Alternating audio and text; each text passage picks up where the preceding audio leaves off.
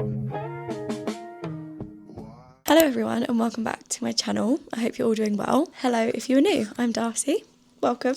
I don't know about you, but I've been seeing absolutely everywhere things about the year of the fire horse. And if you're anything like me, you have no idea what this means. But as someone that loves self-development, wellness, looking after herself, trying to be the best version of herself and live her dream life, but in the most sustainable way possible, I was intrigued. So I thought we could figure it out together because it's meant to start. The 17th of Feb is like the first day of it.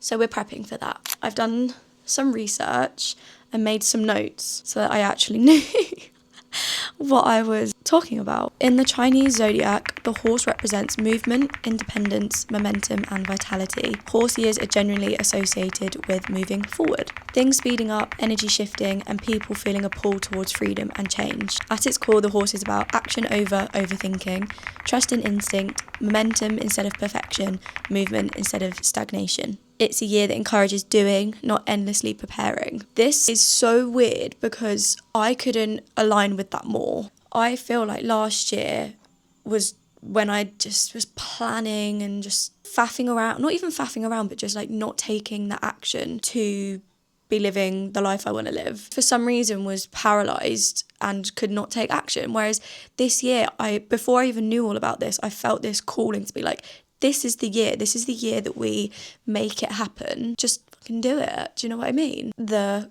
calendar new year started on January 1st and I felt this way about 2026 anyway. I was like, you know what? Last year was the prep year. This is the action. But I didn't get back from traveling until the end of January. So for me, this feels so aligned because I'm like, I was away for New Year. Like I didn't start the year fresh on January 1st, but I can start it fresh on the 17th. This is perfect because it was how I was feeling anyway, but it aligns with my current timeline and now that I'm back and gave me some breathing space. Yeah, it feels exciting. I think the fact that it's a fire horse makes it just a bit more powerful. Apparently there's 4 different types of horse years. Fire adds more confidence, more urgency, more I can't ignore this anymore energy. So my understanding is that you follow the things that your intuition is like guiding you towards. I just realised I haven't got any rings on.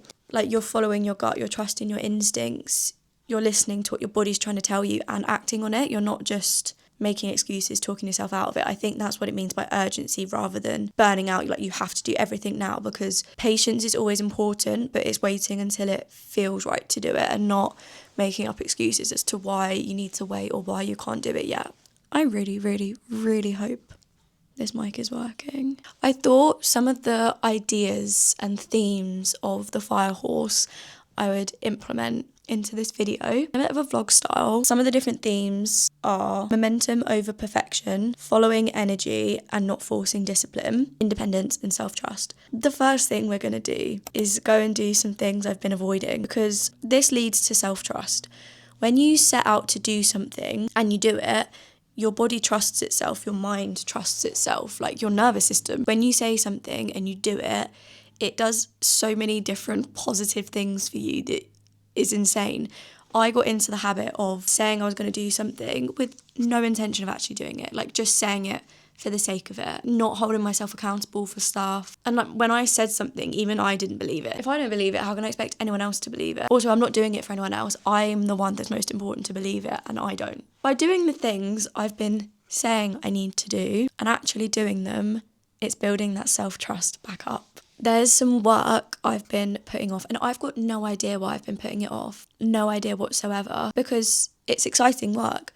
But I've just kind of given myself decision paralysis with it. So we're going to go out, have a change of scenery and get this work done. Like it's a privilege to be able to do it. Also, let me know if you're liking the mic because I've had this for so long and I've just never used it.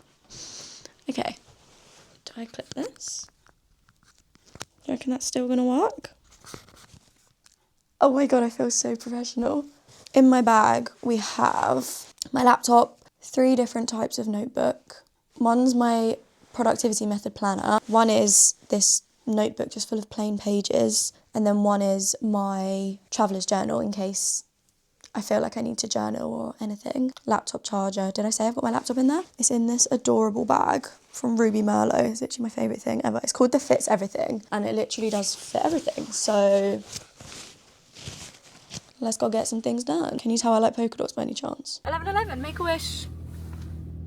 Can you see that? 11:11.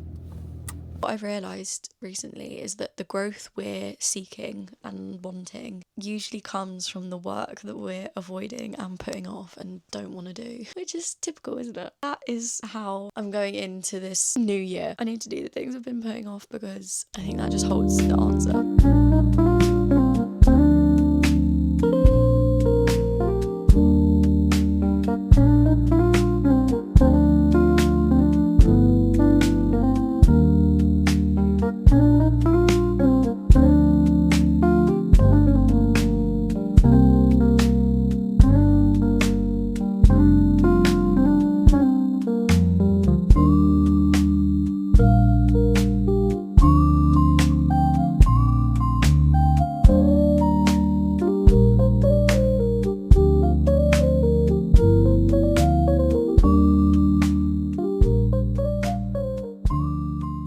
I'm now home, as you can probably tell. But don't worry, my list of things that I've been putting off is at an all-time high at the minute. So I'm going to carry on doing some of that. Literally been glued to this thing this week. It's just been a lot of like admin, planning, life stuff. So I'm going to spend a little bit more time doing the things I've been avoiding and hope I make some progress so that I don't feel quite as behind, because that's such a horrible feeling behind. Like that's just, you just feel like you're playing catch up and it just sends my nervous system into like overdrive panic. Like, no thanks. Oh, my laptop's dead. Let's charge that in. Next on the list is going to a yoga class. I actually need to leave in 5 minutes, but I thought I'd talk through the next little part of this video. The reason I'm going to yoga is I feel as though this fits in well with the theme of momentum over perfection, because I'm not that good at yoga, but that's okay.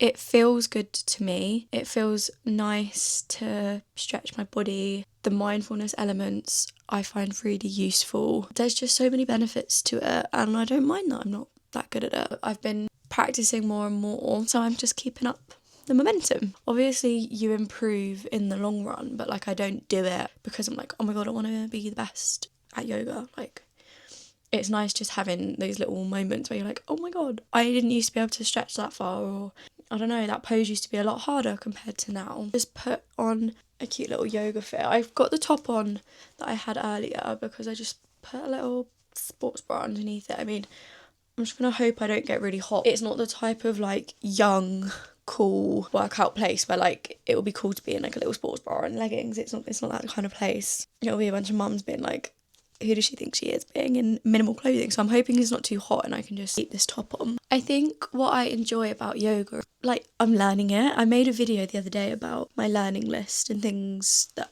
I want to learn at the minute, or like this year. I like learning. Like my brain hasn't been used in so long properly, probably since school. It's nice to kind of like grasp an understanding of something new.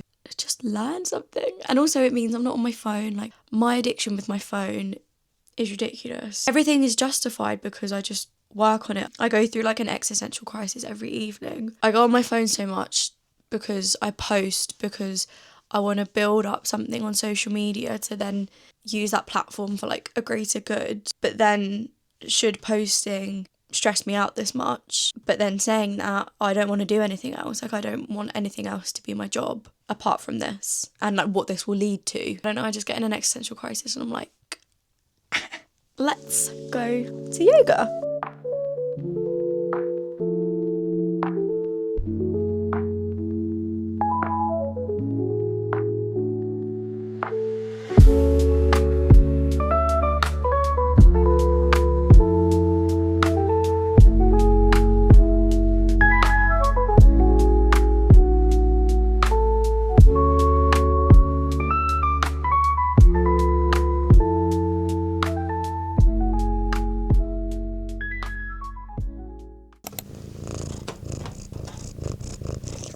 Yoga's done. That felt like a yoga like I was back in Bali, What mug do I want? Like, it was quite a spiritual sort of one. Very restorative.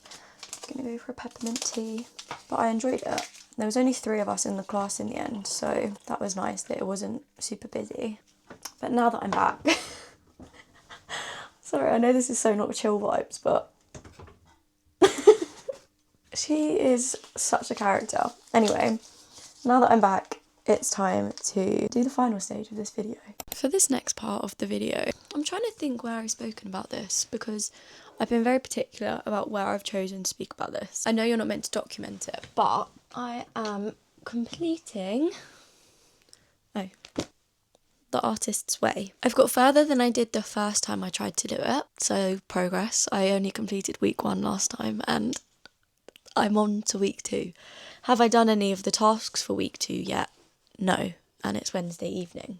I thought this linked with the theme of honest moments with yourself / learning and reflecting / following energy. I thought we could answer this week's questions together. Well, not together, I'll tell you what they are, but I'm not going to tell you what I write. This postcard from Sostrine and Green that I'm using as like my bookmark, and it just, I don't know, it just feels like perfect for it. For those of you that don't know what this is, it's like a 12-week course, but through a book of like unleashing your creativity. And I think so far I've been doing a bit of a half-hearted job. I've still been doing it, but maybe not with my full focus. I've not done the artist date yet, and I don't know why I've got a block about it, but that's the whole point of doing this book. And every week there's reading and tasks, and I'm on week 2. I do the morning pages every day, the basic principles. Oh, okay. Where's page 3? I can't... They're in Roman numerals. I know what I can do for this. Once upon a time I thought I would be the type of person that annotates books. Have I ever annotated a fiction book? No, obviously not. What colour should I pick? I feel like it's got to be the pink because of my PJs. Also, do you like my PJs?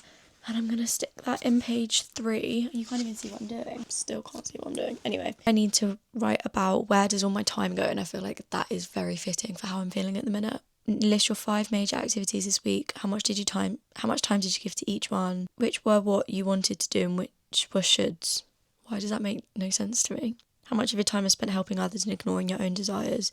Have any of your blocked friends triggered doubts in you? Then there's list 20 things you enjoy doing. Anyway, I'm not going to tell you all of it because if you choose to do this, then it should be a surprise. I think that's why in week 1 I wasn't that into it, because I've already done it before and I like remembered what I wrote for each of the things because it was only a year ago. But that's what I'm going to do for the final part of this video. I'm also going to start an ebook. Like, it's all about balance, and I think I take in so much information through my phone, and I'm like, no, let's start taking it in through like physical formats.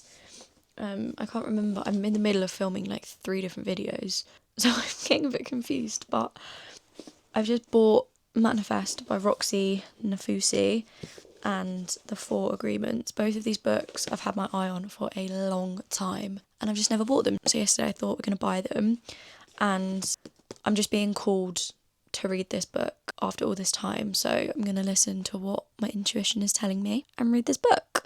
I've made a peppermint tea. It's getting a bit cold now, so I might top it up with some hot water. I'm going to do my writing and then we're going to go to bed. It's 9:05. I can't remember if I gave a yoga update or not. I feel like I just need a deep breath from today. It wasn't like today was a really good day, but my head's just got in the way today.